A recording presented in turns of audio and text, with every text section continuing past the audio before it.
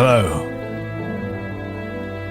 And welcome to the Christchurch Fox Chapel podcast. Well, it's the fastest growing conservative, evangelical, charismatic, millionaire podcast.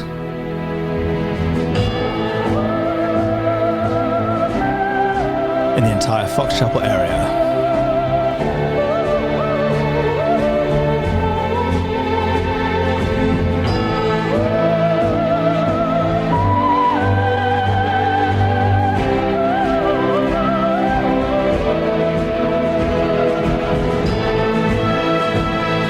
The ecstasy of gold, Ben.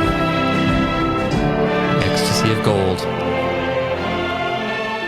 One of the greatest movies ever made. The Good, the Bad, and the Ugly? Indeed. Wait, so this is not because we had our... This is not our celebration of having 1 million listeners? It could be. I don't think we're there. We're anywhere close to there. Maybe our 1,000th. Ever individual listener. Yeah, and we're definitely not millionaires. But there are millions of dollars worth of gold. Huge amount of gold transported in this. Silver. Yeah, we'll get to that. And so gold. There's so much of it. Gold, it's such an incredible abundance of stuff that we're looking at in our passage today. It's your passage you're preaching on Sunday, and you know, we looked. I got a long list of names.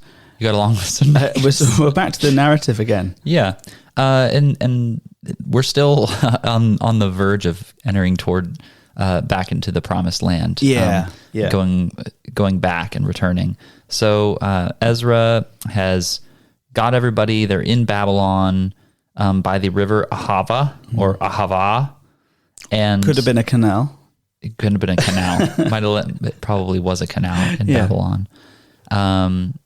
And they didn't have any Levites or temple helpers, so they sent and they got a bunch of temple helpers. And so now Ezra has this conundrum, right? He's been his whole funding for this journey is all about basically, hey, Artaxerxes, we need to make offerings to the God of Israel. He is the most powerful God in the world. Yeah. He is the God of gods. He is sovereign. It is in your interest, Artaxerxes, to send us to make offerings for this powerful God, so he will protect you too. That's basically the argument. Because he's faithful to us, but he's also sovereign over you, and so you have some advantage. Yeah.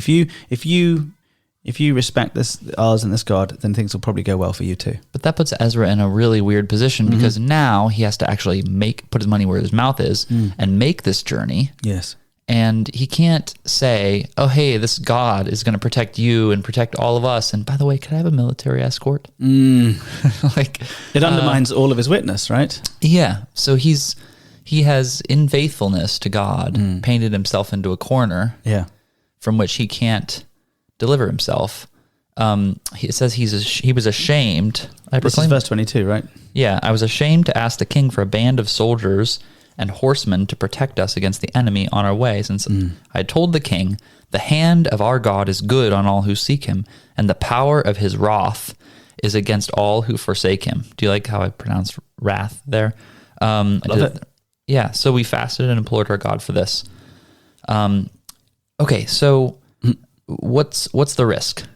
It completely undermines their witness, their evangelism. It completely undermines everything they've said. If God is faithful to his own, sovereign over his enemies, and we now rely on human schemes, then we are eroding, undermining all of the things we've been saying all this time. Yeah. I mean, the risk is, one, on a political level, that Artaxerxes rethinks this. Yeah. Well, maybe I won't send you then. Yeah. It turns out, actually, you're just relying on me. Maybe I'll keep the gold. Maybe I won't send you. And the theological risk is, well, then that's another abandonment of God, which is exactly what we did in the first place. And you made a cool point last week that the genealogy in the beginning of chapter 8 parallels the one earlier on in Ezra chapter 1. Fascinating. And you said this is because the families of the people who have gone before in the first thing are now coming. Yeah, so I mean, if you've got a list of people that return from this person, and this person, right at the beginning of the book, which is roughly 80 years before these events, and now here we are, roughly 80 years later, the families of this person, this person, this person. It means that there's some family link between them. Yeah. So you have families, you have women, children, and the elderly. That's what's meant when it says, gotcha. We fasted for our children. It literally is like our weak ones in the Hebrew, which could mean women, children, and elderly people. Which verse is that? I can't see. Right now. Sorry. This is in verse 21. Oh, gotcha. Thanks. So they've got I see, women, children, and elderly people. And then skipping down a little bit, you get a sense of how much money they are entrusted with carrying. Okay, so this is verse 24? Verse 24. Okay, then I set apart 12 of the leading priests, Sherebiah, Hashabiah, and 10 of their kinsmen with them. And I weighed out to them the silver and the gold and the vessels, the offerings for the house of our God, that the king and his counselors and his lords and all Israel there present had offered. So this is, obviously they've already got the stuff. They've not left yet, but they now have a loot pile. Because remember, Artaxerxes he's funded this project. But he also allows them to take a collection as well. So so there's a combined loot pile from the king, and also from the people. And this is what they're going to be carrying with them across a 900-mile journey.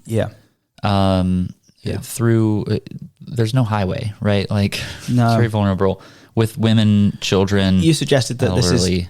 This is slightly further than it would be as the crow flies, because there's perhaps a slightly safer route or something like that, or the climate would be better to go around rather than through the desert. Yeah, the desert's just, you're gonna die. In the desert. So you have to go north around. This whole area of the world is called the Fertile Crescent because there's a desert. So it's literally a kind of arc. Yeah. Think of like a half moon above kind of a blob that is the Arabian desert. But in all these studies we've been doing, in the Old Testament together the last few years, we know, say, take from Amos, for example, that Israel at that point in history in Amos was surrounded by all of these hostile tribes, north, south, east, and west, all around. Yeah. There's Moab and the Philistines. They wouldn't cross Philistia, I guess, in this case. But there's the Assyrians. There's all sorts of characters around that they've spent years upsetting. Yes. Fighting with. And they now have to go through some of that territory. Yeah. And probably some ancient enemies. And they have the following. I weighed out into their hand 650 talents of silver. Okay. And silver vessels worth 200 talents. So 850 talents of silver things. Yeah, and that is a ridiculous amount of wealth. I'm just trying to look here. I've got a number here. A talent is 75 pounds. Yeah, what's your number? What do you have? So 25 imperial tons or 22 metric tons of silver. Yeah. So about the weight of a small Tesla. So you got a Tesla worth That's a joke. Wait, is it 25 tons? They're very heavy batteries, but probably the size of like semi-truck. Yeah, like 15 small family cars. Yeah. Modern family cars. Yeah. Okay. So it's a train car worth. So it's a lot. A parking lot of silver. Yeah. That's, and it comes out to 750 talents. A talent is 75 pounds. The approximate value of this in silver today would be $20 million of silver. Really? Mm-hmm. Yeah. And then 20 bowls of gold worth 1,000 derricks. And 100 talents of gold as well. Oh, did I miss that? 100 talents of gold, yeah. And 20 bowls worth 100. That comes out to 3,400 kilograms. You're in metric now, yep. Metric. I agree with that number. And that's 3,400 metric tons? 3.75 imperial tons, 3.4 metric tons, yeah. Okay. I'm not as great at these conversions because I grew up because you haven't lived with the nightmare of moving from a metric system to an imperial system and constantly trying to translate temperatures and distances all day long. Yeah. Wait, growing up, like when somebody says like, oh, it's 30 degrees outside, it's worse Celsius. Like you know what like 30 degrees Celsius feels like. Yeah, I do. So yeah, and that's like 81 degrees Fahrenheit. Oh, see, and you grew up not knowing what 81 degrees Fahrenheit would have felt like. Correct. You were not familiar. No, and Fahrenheit's nicer because it's a tighter scale, right? So the difference in 1 degree of Fahrenheit is a bit more. It's like half a degree in centigrade. Yeah. So yeah, Celsius or centigrade is what we use, but then we measure people's weight in stone, which is like even more imperial than what we do in America. Wait, not in kilograms? No, in stone. Yeah, and then it does sound cool to say like he weighs 35 or like 85 stone. That would be a very light. That would 85 stone. That'd be a very heavy person. But yes. Well, like what's a stone? How 14 much? pounds. So yeah, that would be quite a heavy person. Like a stone is 14 pounds. Yeah, like 12 pounds is like a normal person. So like 85 stone would be like an elephant. 12 stone is a normal person. Yeah. So but then the EU brought in this whole thing about how they wanted all the vegetables in the market to be done in kilograms and things like that, and tobacco products to be in kilograms or grams and so on. It really annoyed everybody. And so the market traders who used to shout pound a pound, right? You could buy like a pound of bananas for a pound of money. Pound a pound, a pound, a pound, a pound. Like it just works, right? Yeah. They're now like 2.4 euros for a kilogram. Like it just doesn't sing in the market. 4 euros for a kilogram? It doesn't sing in the marketplace. Yeah. Yeah, I totally get it. And they'll get like pound a lot, pound, like this in the marketplace. Oh, really? Yeah. But now, that's all you really need. It's all ruined now, Ben.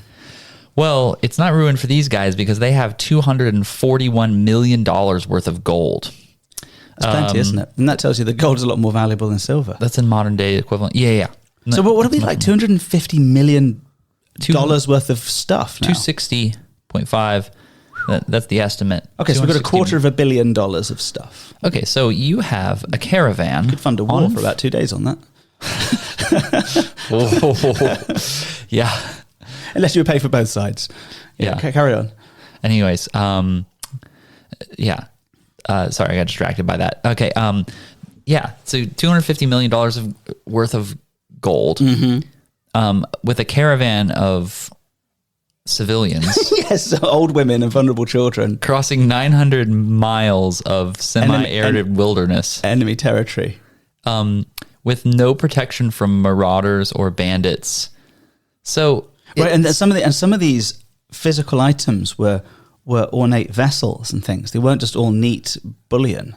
Yeah. Some of them were already shaped into exquisite things, so they would have to be packed and carried carefully. And also the reputation is on the line with this because the way that they ensured against fraud in the ancient Near East was that they would weigh everything before they set out and get an imperial script. Right. And then you'll notice in their text, the first thing that they do is that when they get to Jerusalem is that they weigh all of the gold and silver. Again. Oh, they weigh it out, they weigh it in. Yeah, so that you know that what they brought is the weights have to match, right? Yes. So you're kind of responsible for that. Like if you just are like, well, I lost some. And you're like, really, did you? Right. Where? Where did you lose it to? Yeah. Where is it buried? What cave? So this is a big deal. And this is kind of nuts, actually. Yes. But Ezra doesn't really have any choice. So what do you do when you are caught in a situation where you've claimed that God is going to protect you or to take care of you? And you've been given a giant flashing neon sign saying, "Rob me now." Yeah. And you've strapped that flashing neon sign to an old woman. Yeah. And then cross the desert and then cross the desert with it. Yeah. Like, what do you, this is nuts. And so they do the thing that God tells them to do, which is they fast and they pray. They humble themselves, or the word fast means like they afflict themselves. Yeah. And the point I was drawing from this last week, because there's an overlap between what I finished and what you're starting, is that if you like, the spiritual revival seems to be taking place right there. Oh yeah, before they even get to Jerusalem. They don't wait for Jerusalem when we've finally made it and got all the gold there, and now we can have a party. Now we can have a revival. The real revival starts here when there's a crisis. A crisis, and they don't have any. Well, that's one of the R words that. What crisis? Crisis, yeah, which I love. Yeah, I don't detest the R words. But they are. You've been inveigling against the evils of alliteration and assonance since I've known you. I would say it's eisegetical because it's the consonants and alliteration. The Bible doesn't really have that kind of consonants and alliteration. Just saying. I'm just doing the same what the Bible says. That's all it is. Well, that's fighting words. So maybe I guess I'm a little feisty today. Let's see if you can exposit this passage neatly without an R word. That's the challenge. Oh, gauntlet laid. Because they're looking pretty rich right now. Oh, I would say they're wealthy. Okay. But it's not their money though; it's the Lord's money, and this is an important distinction. Ezra, he entrusts it to Sherebiah and Hashabiah and 10 of their kinsmen, as well as the leading priests. Now, there's some debate about are there I set apart 12 of the leading priests plus Sherebiah, Hashabiah, and their kinsmen. So that makes a total of 24 people, 12 priests and 12 assistants, or is this 12 total? Or is it leading priest Sherebiah and Hashabiah? Oh yeah, I see what you mean. Yeah, is it 12 or is it 24? Or yeah. In either case, there's 12 is a significant number for Ezra. Yes. And what they're saying, the claim that's being made with this repetition of the number 12 is that there were 12 tribes of Israel, remember, and there's only really 3 represented now. You have Levi, Benjamin, and Judah. Yes. So what they're saying is, no, all of Israel is a part of this. Yeah, I think we had a similar point a couple of chapters ago as well. Yeah, this symbolic 12. Yeah. I think so. I think that's a good shout. I mean, what's the alternative theory? That 12's just randomly there, it just happened, and so he's being accurate, but it means nothing. Yeah. I mean, to say that a number like that is meaningless, I think I would suggest the balance of interpretive probability would lean towards it having meaning rather than it not. Wouldn't you? Yeah. Yeah, I think so. Okay. And Russell L. Meek. Oh yes, agrees with you. Tell us about his glasses, Ben. Wait, let's see. All right, let's. I'm imagining he writes. You got a photograph of us? Yeah, he looks kind of like me, actually. He thinks that... If his autobiography is not the meek shall inherit the earth, he has missed out. He's missed out. Go on, back to the plot then. So he makes the statement, or the claim that this is they're representing all the 12 tribes of Israel. And but it's been entrusted to priests and Levites, specific people who are going to steward this. They're going to, so it's separate. It's being very clearly distinguished. This is not our money. Yes. So they set out. We depart the river of Ahava, or the canal, on the 12th day of the first month to go to Jerusalem. Whoa! Huh? What's that? 12th day of the first month. We're now in significant. When we're near the Passover, when we did that earlier, a couple of chapters earlier, we had that whole thing. Yeah, wait. End of chapter 6. When they had the 14th day of the first month. It's not quite the same day, but it's the same month, right? So the Passover is the 14th day. Mm-hmm. They set out on the 12th day, but it says at the beginning of chapter 7 that Ezra came to Jerusalem. He set out on the first day of the first month. He began to go up from Babylonia. So they start at the beginning of the first month, which Moses had said is the beginning of months. Yes. Right? Yeah, Exodus 12, the Lord said to Moses and Aaron in the land of Egypt, this is when they were in slavery in Egypt, this month shall be for you the beginning of months. It shall be the first month of the year for you. And this is the new beginning month. This is the month of the Passover. It's the month of escape from Egypt. Okay. And deliverance. And so then on the first day of the first month, that's what you're supposed to acknowledge. This is the new year. And then the 10th day? This is when you actually select the lamb without blemish, and then you have a 4-day preparation period for the Passover itself. Okay. So these people here are leaving right in the middle of the preparation for the Passover. It's like, what would we say in our day? It's like we're going to set out on a journey the day before Christmas Eve. Yeah. Yeah. And then we'll buy presents in the airport. In the middle of Kansas or something. Yeah, it doesn't really make... So on a practical level, it doesn't make sense. Like, I'm having trouble imagining how they actually celebrated the Passover, and it doesn't really say anything about that. But on a larger theological level, we know that Ezra is trying to set up this theme here that this is a new Exodus. And it's interesting in the sense that it's just messed with a little bit. What we might expect is for them to do the thing and then leave on the 14th. Yeah, I just like, just why don't you just wait and go on the morning of the 15th? Well, they don't. But they don't. They leave, and then they have a journey of 1 or 2 days, and then they're straight into this most important feast of all, literally right at the beginning of this 4-month journey. It's odd. It doesn't quite make sense to me because, like, it's not like they're being chased by anybody. They've had time to plan all of this. They paused to fast and pray, right? Because that delayed them. That delayed them. So, like, why suddenly now? It delayed them when they realized they didn't have all the Levitical temple servants. That was a delay. Yeah. So, like, why suddenly now, 2 days before Passover, are they setting out? It almost makes me think, actually, as I reflect on it, that Ezra, that there's a point to this. Maybe it's not just happenstance. Maybe there's an actual point that that they're trying to say, we set out and we're headed into the land of deliverance. Yeah. I wonder if the symmetry is messed with. I mean, it's so weird that it would be at the exact same month, but the day would be off by a couple. It just seems interesting to me. It could just be, I guess there's only 365 days you could choose. But I wonder if, I mean, really, are we expected to believe that that's just one of those coincidences?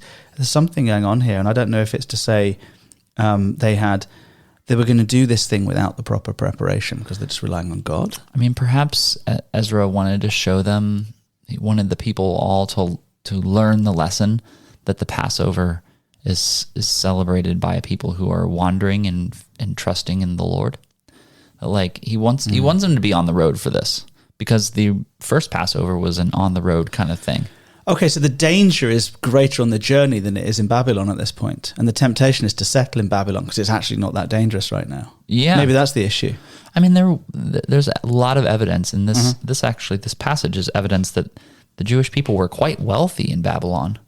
Yes. There was a famous banking family that rose to prominence in Persia during this time period. Right. So, like, if you were a Levitical temple servant and your job was to carry around carcasses and get up early to light fires and stay up late to wipe up blood and things, and you have gotten away from some of that stuff and you're now running a banking family, I could see the temptation to stay in Babylonia. Maybe there's something here about actually, the thing that we're going to have to escape is ourselves. I don't know. You need to get out into the place of danger, into the place of uncertainty, and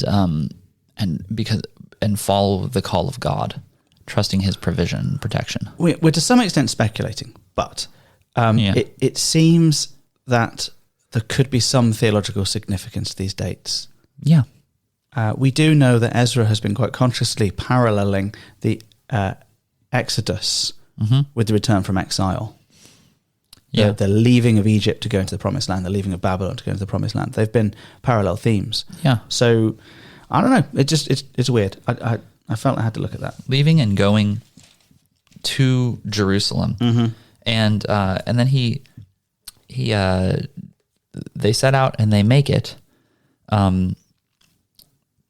He says the hand of our God was on us, faithful to His own, and He delivered us from the hand of the enemy, sovereign over His enemies, and from ambushes. By the way,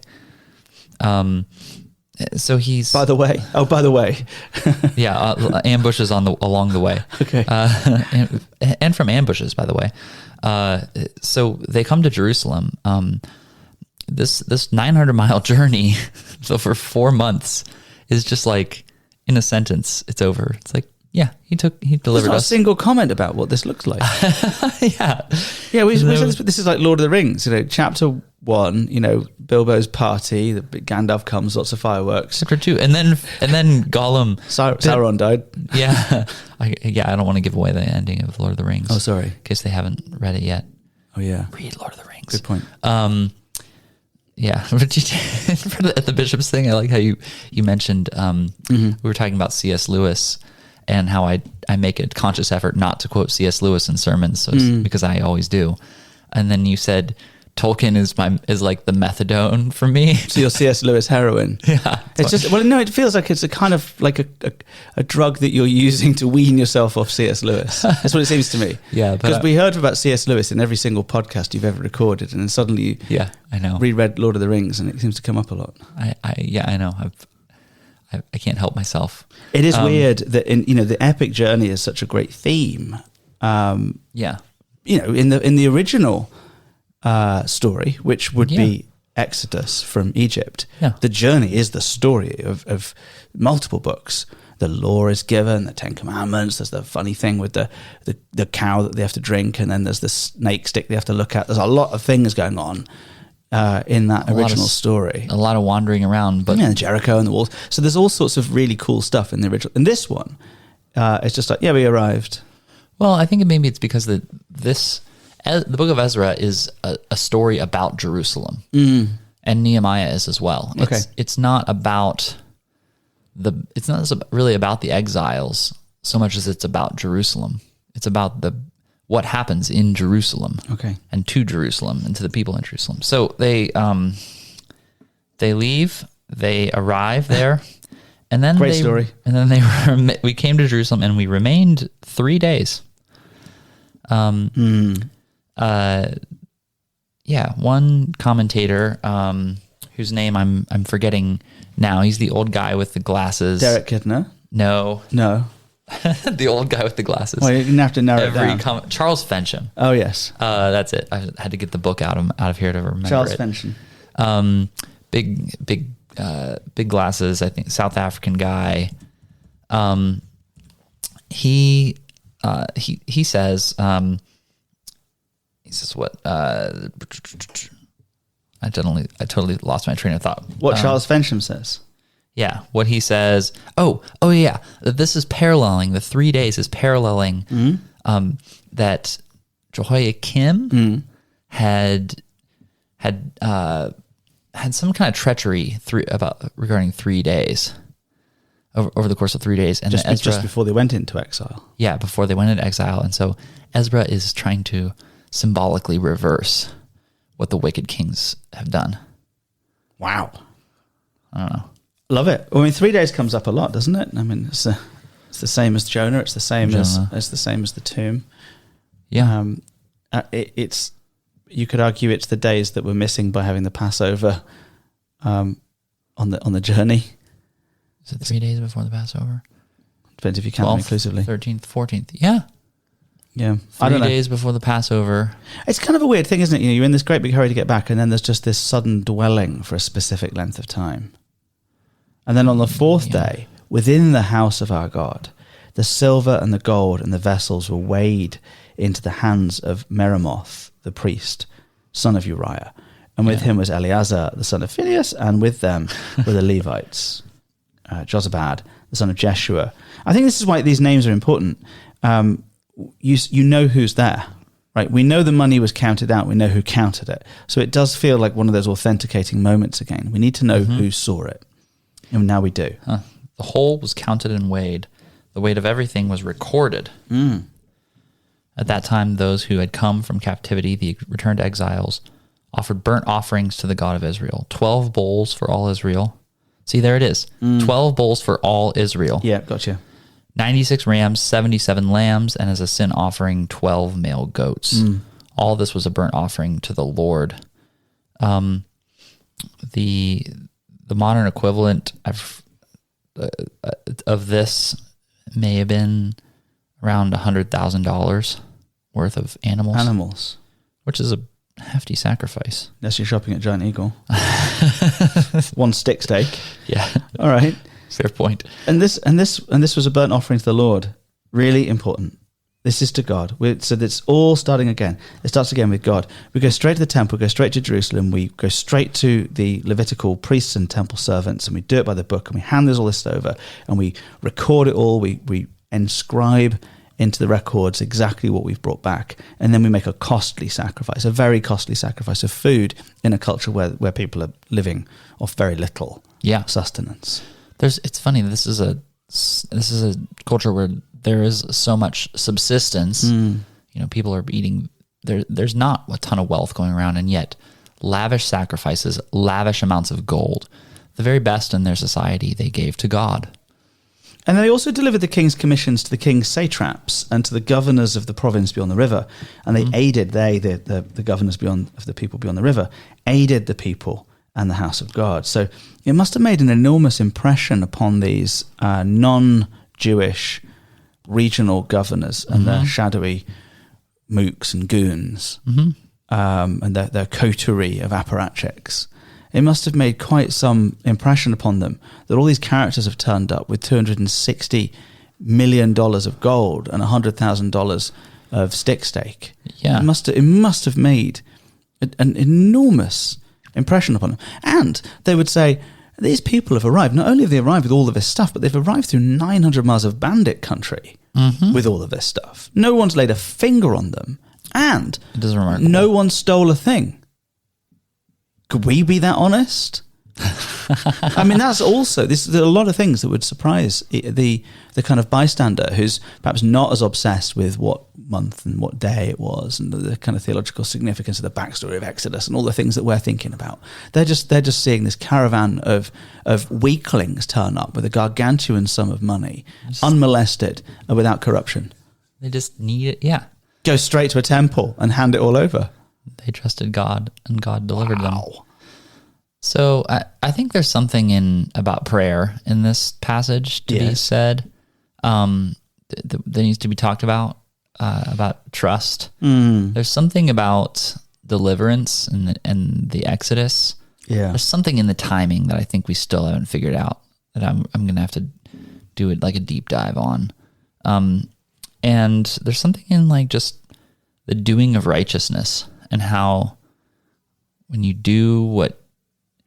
seek to serve God and you do the right things the right way, God enables that. He provides. It all came from him, and they give it back again. Yeah. I was kind of thinking about this over the weekend, or my weekend before Sunday. Yeah. I went back to Columbus. This is just this was a kind of a funny thing. It was Sam's birthday, and my mom bought him a drone, not a Ukrainian or Iranian drone, but it was a $40 drone, and he was so excited to fly this thing. I'll bet. That was great. And being the great dad that I am, I go outside and with it, and I wanted to make sure that it could fly before I handed him the remote control. Yeah. Mistake number one: don't try to control your kids. It's his toy. So it's a windy day, and I hit the button on this thing, and Sam's itching. It's his brand new toy, and the drone just takes off into the sky, and it starts getting blown back over top of the house, and I'm like, oh no, this thing's going to crash onto the roof, and he's not going to be able to get it, and so I'm freaking out.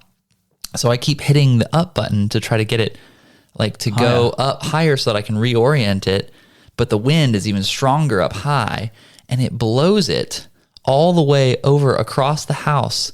And then a gust of wind just comes in and just takes this drone away out of our sight, and it's just gone. No. His brand new birthday. Is there a good part of this story? Yeah. So I'm just speechless because my son hasn't even gotten to touch he hasn't even gotten to play with his own birthday present yet. Awful. I just blew it. and so I go around to the front yard. I'm like, please be in the front yard. It's not in the front yard. I go to I cross over the neighbors' houses. We spend an hour looking around, walking around all over the place, all around the neighbors' yards and looking at their roofs and looking at every possible angle. Nothing. And I'm like, this thing must have gone so far. And so I was like, Sam, I'll order you another one. I'm so sorry. Like I felt, and he was like really disappointed. And so he goes back in to play with his Legos. Like he's just like kind of downtrodden, has gone back in. And my mom and I are like, we look for like another 15 minutes. She gives up. We go inside and I'm just like walking around and I was like, God, I just prayed like a petulant child prayer because like, I know like sometimes the answer to prayers is no. Like, okay, yeah. You know, and this is going to pose a theological question or problem. So I was just like, God, I really, really want to find this drone for my son. Like, I really, like, please, I know, just let me find the drone. Like, just let me find it. Just I want to find it now. And I like, and then I'm like having like a crisis of faith like moment because I'm like, am I an idiot for just praying like that? Like, should I even pray about this? This is dumb. And so I'm like marching around, you know, one last little gasp and I find the drone. Yeah. And I was like, and then I was like, well, okay. Where was it? It was it was like 200 yards. Wow. Away down the street between these two houses, which is what, 193 meters. Yeah. The wind. So the drone is made to stabilize in the air. Yeah. So the wind must have like carried it and tilted it, and then it just kind of kept on going. Powering until it ran out of range of the remote. So and then it settled. So it went a lot farther, and then it must have hit a house and then bounced back into this crevasse. It was crazy. I was amazed by how far it went, but. The upshot is that we ordered another drone for him before that, so he has 2 drones now. but God answered my prayer, and I those everyday situations. Like I think there's something to be said for just entrusting it to God. And if I hadn't found the drone, would God still be a faithful God? Yes. Yeah. Like, but these people have this unimpeachable confirmation that God's hand is on them. It's probably why Ezra keeps saying the hand of our God was on us. Because they've had this crazy miracle. I mean, like your finding of the needle in the haystack. What are the chances? Oh, I can never empirically lock type water type prove like, see, there is a God because I found a drone. Like if Christopher Hitchens were here, he would just be like, well, you just searched longer and then you found the drone. Like, yeah, and if Christopher Hitchens were here, I'd say, hi, pleased to meet you. We have some good jokes. Yeah. You want me to believe that this group of people make a journey from slavery into the promised land during the Passover, and they arrive unmolested, even though they are weaklings, and without any corruption, even though they've got nothing, and fill the temple with all of this gold and sacrificial material. Yeah. And that's just a coincidence. That's just happenstance. You would think that some people would die along the way. Someone nicks a goblet. Someone, has a fight. Such and such a tribe come and carry away 10% of the stuff. I think we have so much learned cynicism. And maybe some of it, like we've just seen it.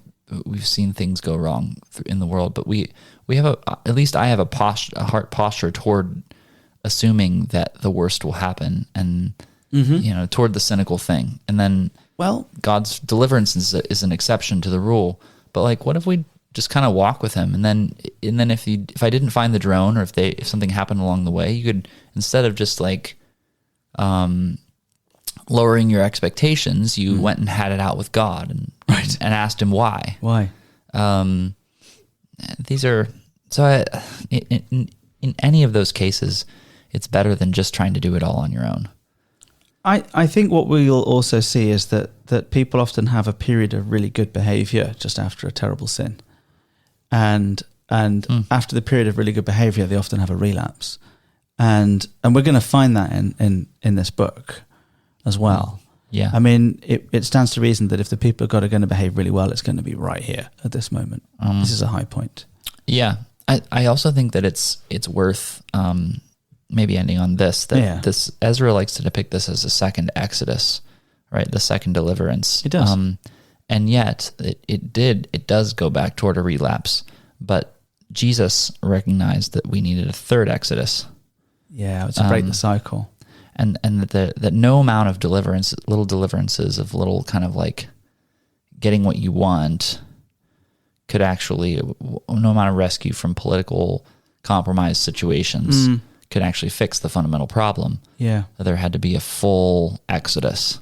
And that's why his death was needed. So we sort of see this is maybe like a patchwork answer to the problem of exile that points us to the gospel in the little things that it doesn't manage to fix.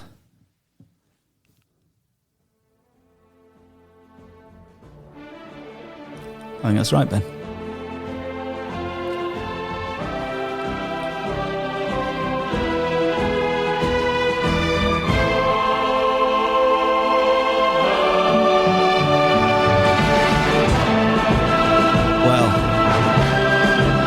This has been a podcast of Christ Church Fox Chapel. Thanks for joining us. Of course, it goes without saying, thanks for stopping by. Stay classy.